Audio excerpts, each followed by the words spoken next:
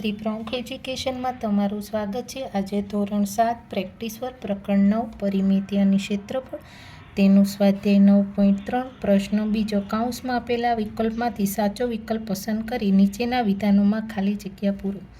તો એક ત્રિકોણનો પાયો 12 સેમી અને પાયા પરના વેધની લંબાઈ 8 સેમી છે, તો ત્રિકોણનું ક્ષેત્રફળ બરાબર ખાલી જગ્યા સેમી, તો અહીં આપને મળશે 48।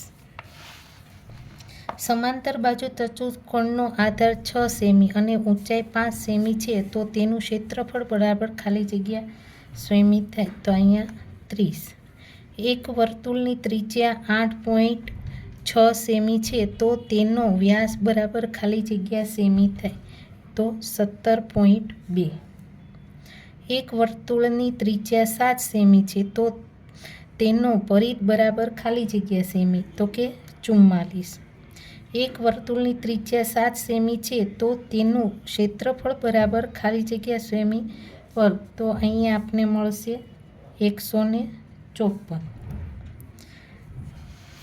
ત્રિકોણ એબીસીમાં ખૂણો બી કાટખૂણો છે। જો એબી બરાબર 8 સેમી, બીસી બરાબર 6 સેમી હોય, તો ત્રિકોણ એબીસીનું ક્ષેત્રફળ બરાબર ખાલી જગ્યા સેમી સ્ક્વેર, તો કેટલા થાય અહીંયા આપને, તો કે 24।